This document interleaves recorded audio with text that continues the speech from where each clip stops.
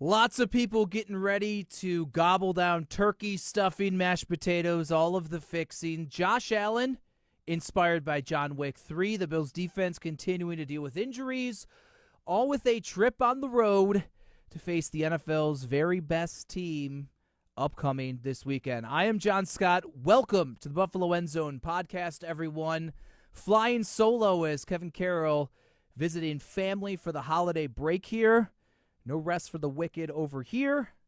I'm just going to take the wheel myself and steer us towards whether the Bills' offense is truly back, how the defense continues to stay afloat despite injury after injury after injury stacking up, and what's on tap against the Philadelphia Eagles, both on the offensive side and defensive side of the ball. But I want to start with the Bills' offense because that's what's been the talking point for so much of this season.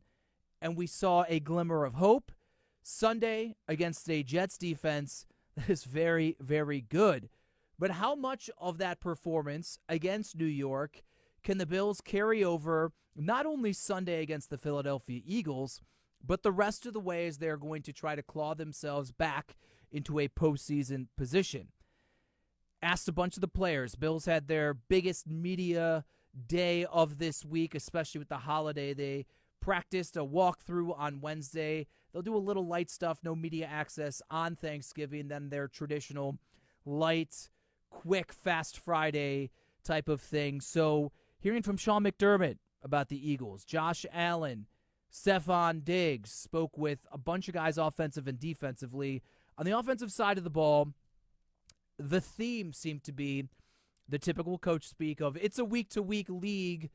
We celebrate what happened against the Jets, but now we need to move forward. But the one thing that a lot of the players seem to really hang on is the fact that what they did in terms of preparation and execution last week leading into the game and then in the game, the results then show that if you stick to that, regardless of who the opponent is, good things should happen. I don't think it's necessarily that simple. I just feel the conversation is all about, as well, bigger, the vibe, the feel, the confidence. That was such a talking point last week going into the game after Ken Dorsey was fired. Joe Brady named the interim offensive coordinator. It seemed to be the number one priority was to get the vibe back, get the feel back, get the team back together, especially on that side of the ball. And you noticed it. And you noticed it most with Josh Allen. And that's the question of, well, does that mean Josh Allen is back? Because my big driving point after the Ken Dorsey dismissal was priority number one for Joe Brady is to get Josh Allen playing like Josh Allen. I think we all can agree that Josh Allen looked like the Josh Allen we've become accustomed to against the Jets. He was running the football when he needed to run the football. He was getting designed runs in that capacity. He was making great decisions. He was taking the easy stuff underneath, and then he flexed the muscles a bit with that absolute missile to Khalil Shakir in the tight window that ultimately led to the 81-yard touchdown. And it's after that play where the NFL films cameras caught a moment of Allen on the Bills sideline where he is screaming, proclaiming to his teammates and anyone else who could hear, I feel like I am bleeping back. Expletive there. Stephon tried to get one of the Buffalo News reporters, Jay Skursky, to give the direct quote during the press conference today. Jay, understanding it's a family program, luckily did not do so. But it was a profound message, a profound moment that answered the question, that showed that the play on the field was matched with the feeling, the confidence inside of Josh Allen. Now, Allen was asked about it. He downplayed it and said, it's a line from John Wick 3 with Keanu Reeves. He had watched it prior to the game, maybe the night before, so it was at top of mind. And after a great performance, the adrenaline of an 81-yard play, he kind of got caught in the moment and said it, and then went back into his shell a bit of Josh Allen coach speak, PR speak of saying one game at a time, all of this. But I think it was an honest and open moment for Josh Allen, one that hopefully can be bottled up and utilize the rest of the way, because when Josh Allen is confident, yeah, maybe you'll get some of those WTF moments of why are you trying to fit it into that window when so-and-so is wide open underneath. Just take the easy stuff. Maybe when he's feeling it, that's sometimes when Josh chooses to drop the shoulder rather than slide or get out of bounds, because he plays with such juice, as they like to say. But if Josh Allen is confident, as Stephon Diggs also indicated, that permeates through the rest of the offense. Guys, they don't want to get outside of themselves, but they want to do a little more. When they see Allen is acting this way, when just the feel around him is resonating throughout the other guys on the team, they feed off of that, and it leads to everybody having just a different energy and feel about them that elevates their game. So now we have a tall task moving ahead because they face the Philadelphia Eagles. What does Joe Brady in the interim OC spot look like in terms of play calling against another good defense, but maybe not as good, at least the numbers indicate, as the New York Jets were? Joe Brady, I think he just needs to keep instilling the vibe and energy to this offense that they clearly had against the Jets, that was infused. And it's not a knock on Ken Dorsey, as a lot of guys have tried to make sure it is valid. It's just a new voice, a new presence in that position, maybe giving a new feel of things. Play calling wise, everything was going pretty well for the Bills. Yeah, they stalled a couple times, but Brady wasn't forced to make a hard pivot of drive after drive after drive is just not working. Where do they go from here? And that's what I think Ken Dorsey struggled with during his time as the Bills play caller and offensive coordinator, was when things went well, Dorsey could deal it. He could dial it up, he could call it, and the Bills could look great. To me, it was a lack of having the ability to properly pivot, dig into the bag, and find a different way the Bills offense needs to operate in order to be successful. Let's see how Joe Brady potentially operates under those circumstances, because there's a lot of talent on this Eagles defense, and we saw just Monday night how they were able to shut out the Kansas City Chiefs in the second half, aided by some drops, aided by some penalties, aided by some mistakes by the Chiefs, but still, they got some turnovers. They were able to stall a normally pretty good top-tier offense led by a all-world, all-time type quarterback in Patrick Mahomes. So let's look at the Bills' offense against this Philadelphia defense. Eagles, number one in the NFL stopping the run at just 76.5 yards per game. They're 28th against the pass. Now, let's also understand the Eagles are a good football team. The Eagles often are playing with a lead, and so in some of these games, opponents are trailing and have to throw and abandon the run. New England made a game of it week one, but they had to get in pass mode, which we understand is not their forte. We know what the Vikings can do. They like to pass the football. Buccaneers, they lost 25-11. They got to pass. You have to abandon the run. Rams, all these, the Dolphins, obviously, they have to pass the football. It's what they want to do. 28-23 against the Cowboys. Dak Prescott played pretty well in that game. So I think that doesn't mean that the run defense of Philadelphia isn't good and that the pass defense isn't open to move the football on, but there's part of game script that I think you need to bake into just simply looking at the numbers. But if they're tops against the run, someone who had a good game, a bounce-back performance for the Bills this past game as the offense looked themselves, was James Cook. And you know something? When I was doing research for the show, I didn't realize James Cook's fourth in the NFL in rushing yards. Fourth at 688 yards. Has it been consistent? Has he ripped off 100-yard gains? No. But really no one in the NFL, outside of maybe Christian McCaffrey, has looked that consistent. Fourth in the NFL, I think you'd be pretty surprised to realize that's how good of a season James Cook is having. I think, though, he needs to remain in a complementary situation. This offense, as I've always said, is going to need to run through the right arm and the legs as well of Josh Allen. The next little thing against this Philadelphia defense, I think you got to get Stephon Diggs back on track. it was fine. It worked out. The offense moved the football. They scored their points, even though Stephon Diggs had a very much underperformance from what we're accustomed to with Stephon Diggs, which included his own doing of dropping some footballs, 4 for 27 for Diggs. Make him back to the focal point in the passing attack. Two cornerbacks for the Philadelphia Eagles, James Bradberry, Darius Slay. Bradberry allowing 57.4% completion on the targets thrown his way. That's 31 catches on 54 targets in his direction. But 7 touchdowns Bradberry has allowed. So maybe look in the red zone, even if it's not Stephon Diggs, for that matchup, circle it and say it has been shown that Bradberry can be had once you get closer to the goal line. Darius Slay, these are both very good cornerbacks here. 67.2%, that's 39 catches on 58 targets thrown his way. He's only allowed 2 touchdowns. We'll see how Philadelphia plays it. They're very talented guys, but I think that Diggs has shown over his career, it doesn't matter the level the player is. Jalen Ramsey, he's gotten it on Jalen Ramsey. When J.C. Jackson was at his peak in New England, he got after him as well. I mean, Stephon Diggs can win matchups against the NFL's very best cornerbacks, and I think he can, and I think they should try to test those guys early on. How about the rest of the receiving options for the Buffalo Bills? Gabe Davis, no targets, no catches, no yards against the New York Jets. Joe Brady saying the day after, he was a key part to the offense.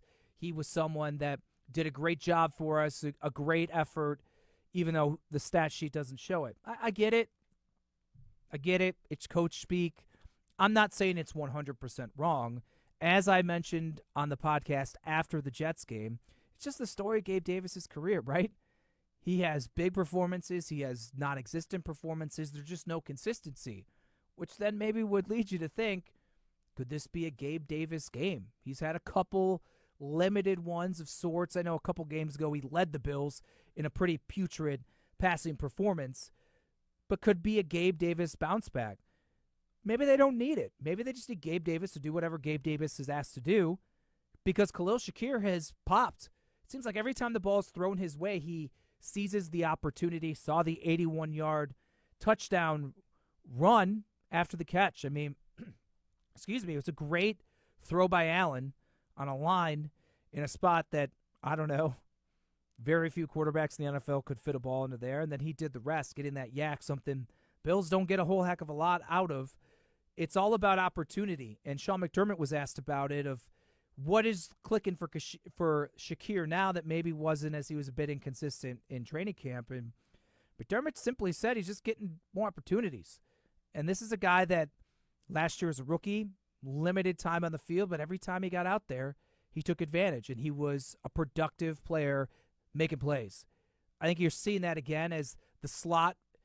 He has really taken that role and produced in limited target share when called upon. I think that's something to monitor as well. And then Dalton Kincaid.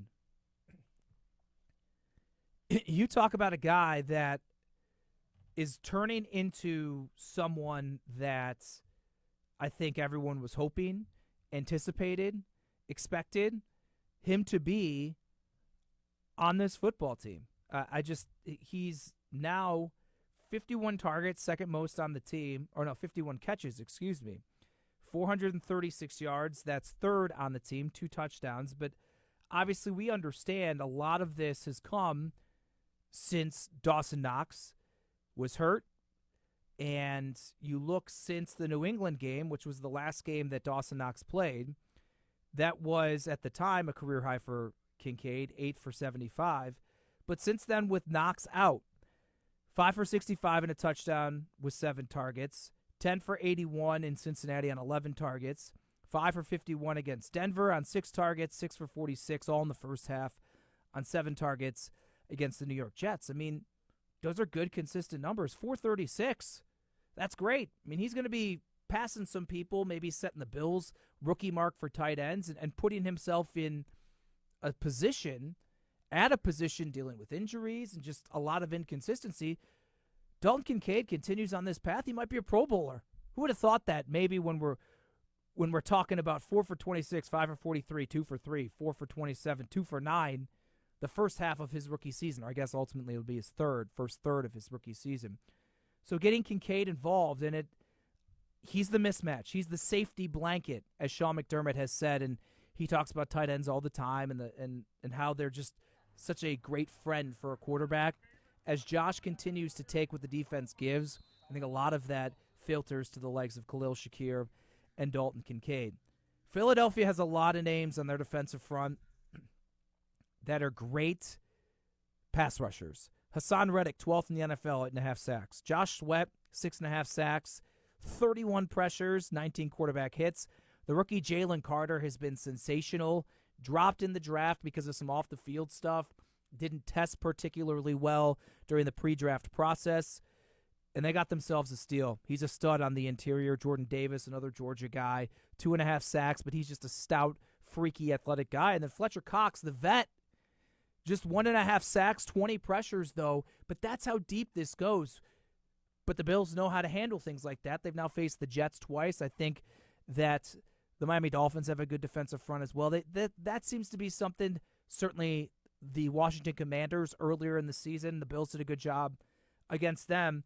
The offensive line of the Bills, it's amazing to think of all the injuries, certainly most of them on the defensive side of the ball, that front five, they've played every game. And that sort of continuity has been so unique for the Bills. So I think 31 sacks overall, tied for 9th, but they're at a 7.65% sack percentage. So that means the amount of times that the opposing team drops back, that's the percentage they're ultimately taking down the quarterback. That's middle of the pack in the NFL.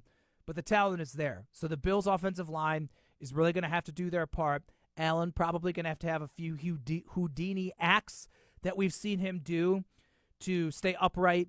And this is also where I think Joe Brady, his scheme and his game plan of giving Allen options that should things get sped up, he has the proper outlets and emergency valve that he can pull and get the ball out and not take negative plays. Speaking of negative plays, takeaways, and turnovers. The Bills, the 6 games prior to the Jets one, they had 13 turnovers. We understand, and the players alluded to it after the Dorsey firing. That's been a lot of their problem. Just 1 turnover in the Jets game. That was just a Hail Mary at the end of the half interception, so I don't even count that. Eagles, not great at taking the football away. 13 takeaways. It's tied for 21st, a lower third of the league. They have 5 interceptions. Only 1.23% of dropbacks or pass attempts are intercepted, so pretty minimal, 8 fumbles. So if the Bills, I think, maybe the biggest key to them is don't turn the football over, because losing possessions, potentially putting a banged-up defense in a compromised situation against a great offense like the Eagles, short fields, they're going to get you. They're going to get you. And you have to make the Eagles' offense work as much as the Bills' offense is going to work on longer fields. So I think taking care of the football, as coachy as that sounds, I think whoever wins the turnover battle, or if there's it's a 2-to-1 ratio, I think that's going to be critical for these two teams. Let's slide over to the Bills' defense and injuries. My goodness, as Micah Hyde said, they just can't seem to catch a break. Here we are on Wednesday. As I said, it was a walkthrough, but they still have their first injury report. And we got Taron Johnson and Dane Jackson remain in the concussion protocol. Taylor Rapp did not practice, did not participate in the walkthrough, dealing with that neck injury. The good news is Rapp was there. Saw him walking around. So encouraging news, not sure what that means in terms of playing right away, but when a guy is taken off in an ambulance on a stretcher, and then a few days later you're able to see him walking around and seem to be in fairly good spirits, that's encouraging just in general, not even football related. But the Taron Johnson concussion protocol timeline and whether or not he can clear it is, to me, the most critical of all of these injuries. And that's not diminishing the people and the severity of what these others went through. But Rasul Douglas has asserted himself as a great addition for the Bills at corner, and so he's there. Christian Benford, when healthy, he's looked pretty good. So to me, those might have been your starting 2 cornerbacks regardless of the health of Dane Jackson. And so Jackson's absence will not affect things on the field as big as Taron Johnson, because boy does that guy cover a lot of different roles. He certainly covers the slot, which maybe sometimes you could see Devontae Smith or even A.J. Brown moved around in there. If Dallas Goedert, the tight end, status is uncertain, missed this past game against the Chiefs, but he's a pass-catching mismatch. And if he happens to take the field, we've seen in like facing Travis Kelce or even Mark Andrews, sometimes Taron Johnson will be the one tasked with limiting those types of tight ends. So Taron's a big one to monitor as this week rolls along. Micah Hyde, Cam Lewis, give me a water break real quick. Micah Hyde, Cam Lewis limited in the Wednesday walkthrough. Spoke with Micah after practice. He seemed like he's in pretty good spirits, but just something to monitor. It's the stinger neck thing. And a guy who missed all of last season with a neck injury, and this thing kind of keeps hanging over. Just something to keep an eye on, and Cam Lewis is pivotal because Lewis's versatility, I think, no more so this year than ever before, has been put on display because once Taron went out, he had to go and play the nickel spot.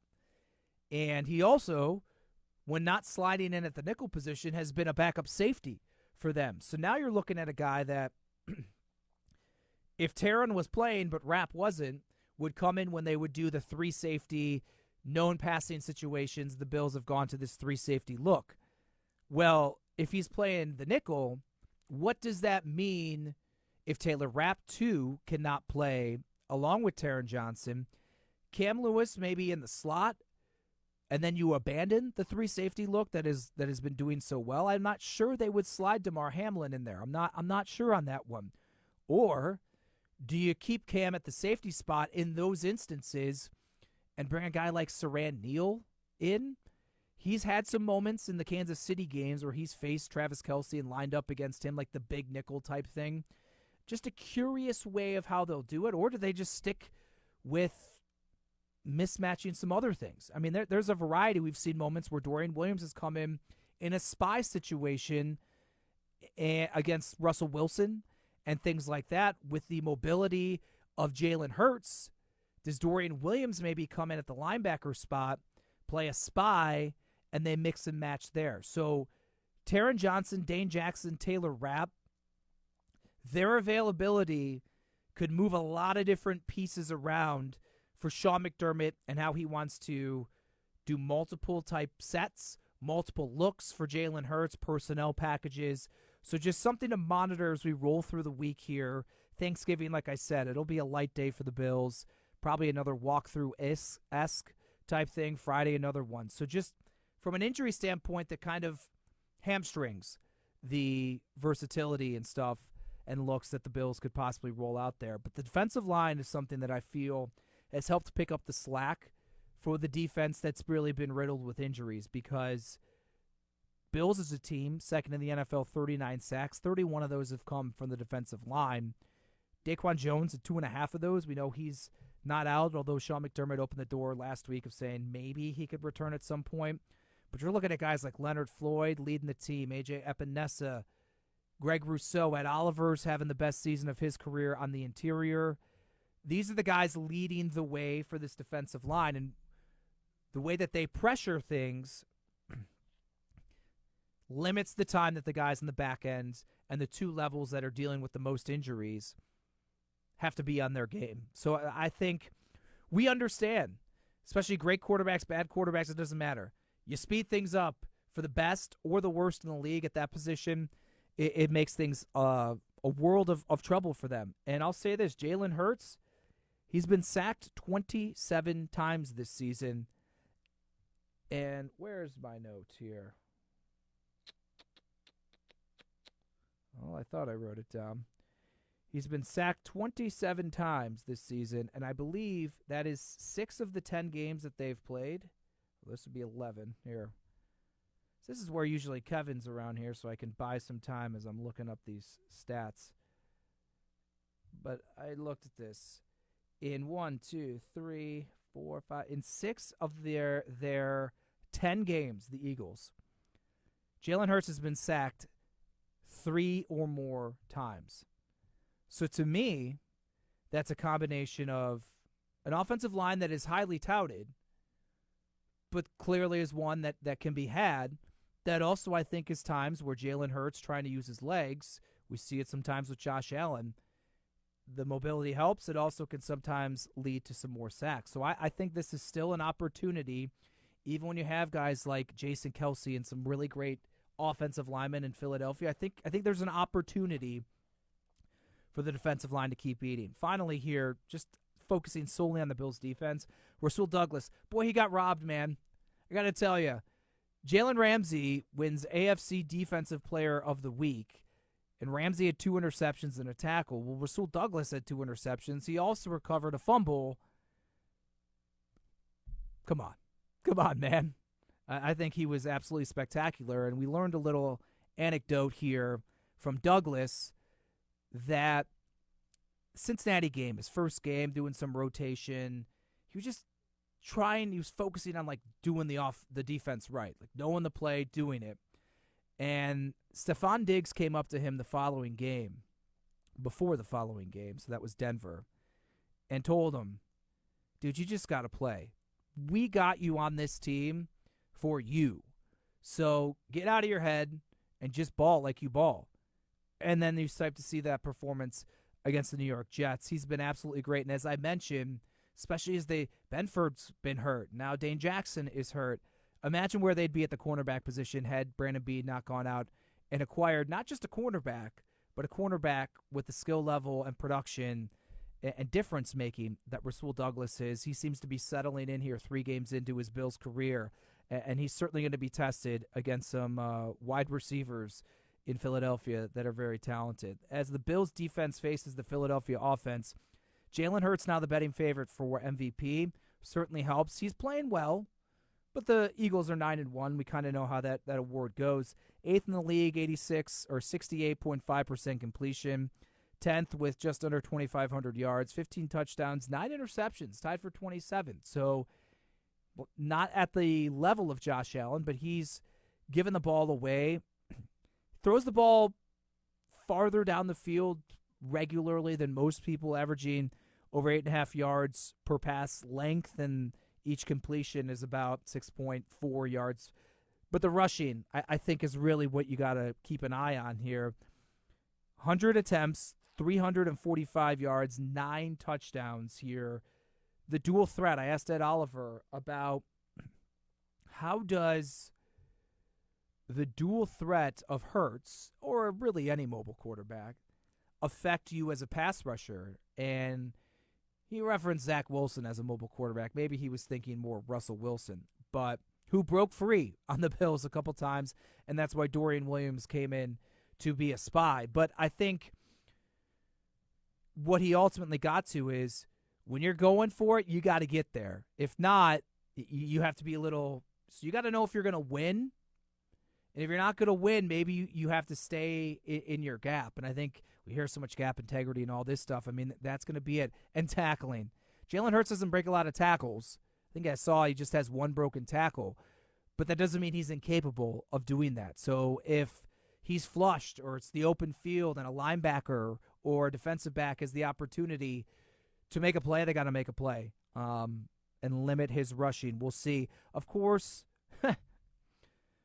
the brotherly shove, the tush push, whatever you want to call it, is something that has just been the hot topic around the Eagles and the offense. And some interesting thoughts with it. No one really wanted to get into maybe how they plan on attacking it, the Bills, and stopping it. 44 first down attempts, so 44 of the 100 rushing attempts for Jalen Hurts have accounted for first downs. They're probably not all the brotherly shove, tush push, but there's been a good amount of them. It just seems unstoppable. Other teams try to do it. They don't do it as well. So that will be something that maybe, as Ed Oliver joked, the best way to stop them from being successful in that, don't allow them to get into 4th and 2, 4th and 1, 3rd and 1, 3rd and 2 scenarios. It also, from a mindset standpoint, let's say it's 3rd and long, you may have to think, I can't just play the sticks, because if I stop them and they're a yard or so short, they're going to go for it, and the success rate is so high that it's almost like you're giving it to them anyways. So an interesting way to see how the Bills defense plans to combat something that has been so effective.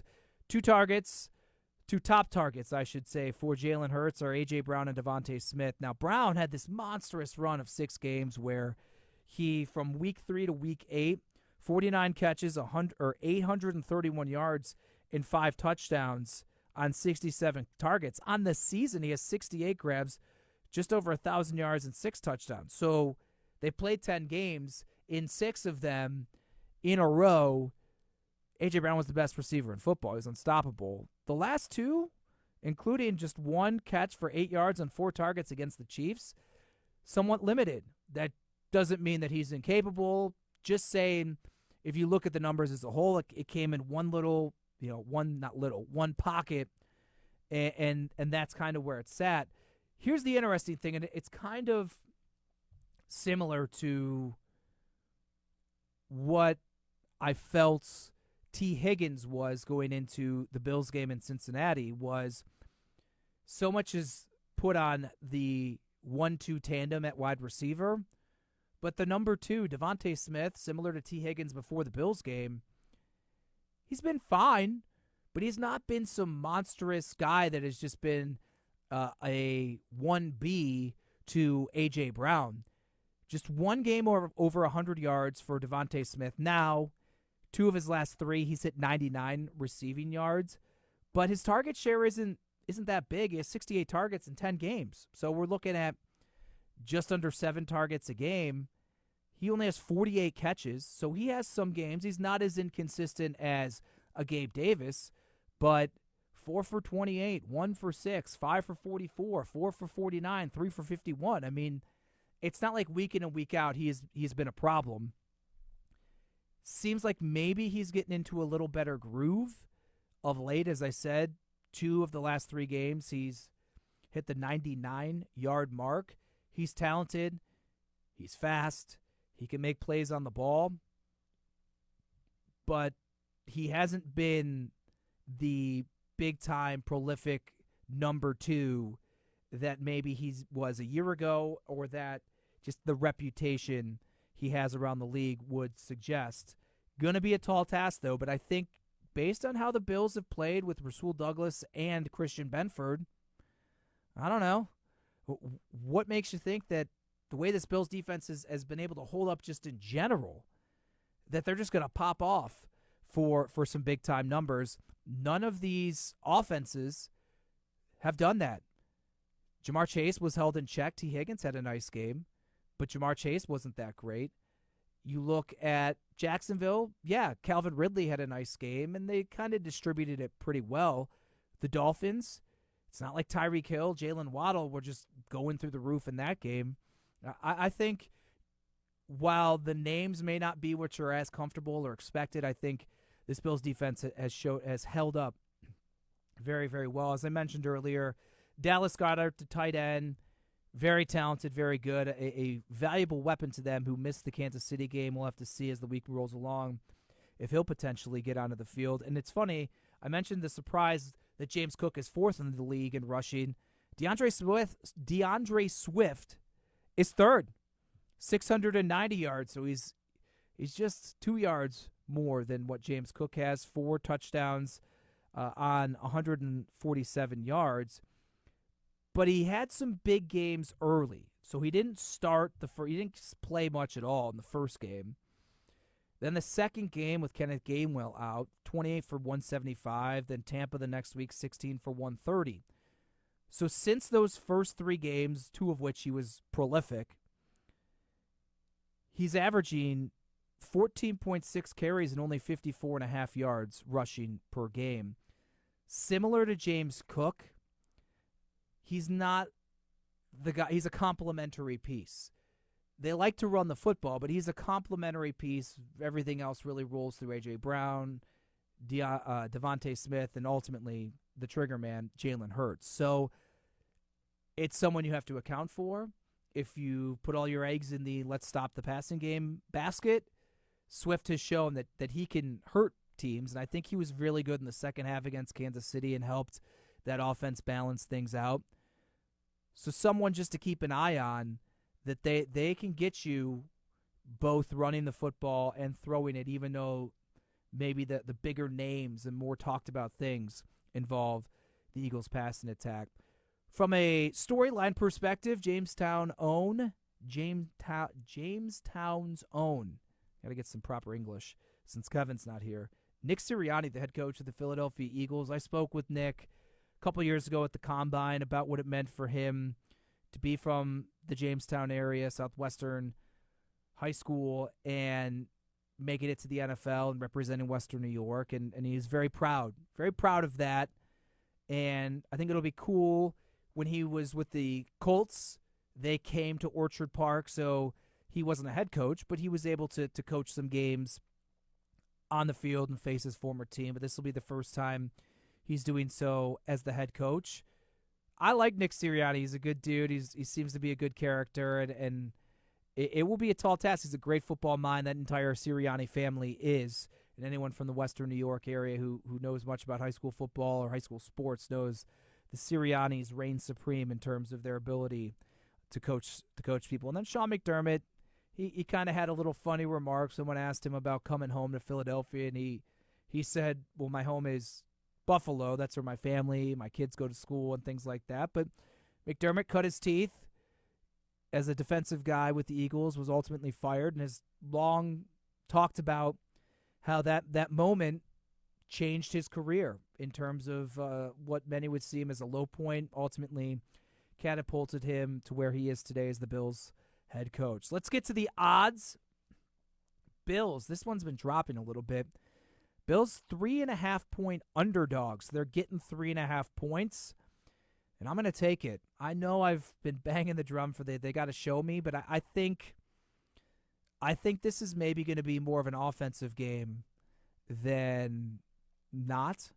And that's why with the over at 48.5, I'm going to take that as well, because I think the Eagles are going to win, but I think it's going to be close, 27-24. I have the Eagles. As good as the Bills' defense has been overall, they have had tendencies late in games to not have an ability to get the stop when it's most needed. I think the Bills' offense, are they back? I don't know. I think the Eagles' defense is good too. So I think scoring 24 points on the road against the Eagles is a good indictment for maybe where the Bills' offense is. No shame in losing to the team that's 9-1. The only loss in the year was to the New York Jets. See, the Bills aren't the only ones who lose games that you just think, how in the heck did they ever lose that game? So I'm picking the Eagles to win 27-24. All right, let's wrap things up here. Want to wish everyone who celebrates and is listening a happy Thanksgiving. And once again, reiterate that mashed potatoes are the most important part of a Thanksgiving meal. They are the ones, contrary to what Kevin thinks is normal or whatnot, especially in the leftovers, your second meal later in the night. Just throw the mashed potatoes on there, and you could put anything else in, and it'll just all stick. It's awesome. I don't know the way my plans are shaking out if that's what I'll be doing, but I could just sit there and eat mashed potatoes. I do have some in our refrigerator at home. This is probably what I will be doing is later on Thanksgiving. We love to put the Christmas stuff up, whether it's Thanksgiving night or the day after. My wife is working, so I'll be home with the dog, Otto. I think I'll get the tree up, and that'll mean we can just hit the ground running, putting the decorations on the tree on Friday. Maybe start putting some lights on some of the landscaping in the front yard. I love Christmas decorations. My wife does a great job in the house. I'm not at Clark Griswold level just yet in terms of the exterior, but I do it up as best I can. I'm not good at getting up to the top of our house to put lights on, but I'm gonna give it a whirl as well. Bills, Eagles, Sunday, another 4:25 kickoff.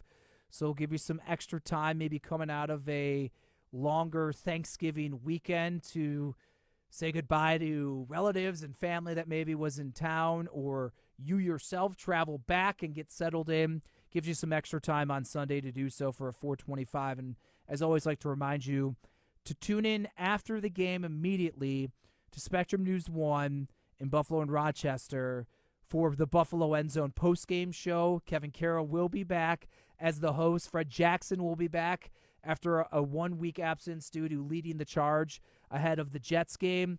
I will be in the locker room in Philadelphia afterwards and join the show a little bit later. So once again, Buffalo End Zone postgame show immediately after the Bills and Eagles Sunday at 4:25. And that'll do it. Hey, I made it.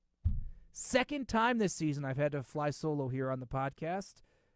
Drop some comments on our YouTube page and even on Facebook as well, or the podcast platforms, and let me know how I did, what you like, what you'd like to see more of, and keep giving us the love, especially over there on the Buffalo End Zone Podcast YouTube page. Enjoy your holiday weekend, and enjoy the Bills versus the Eagles on Sunday afternoon.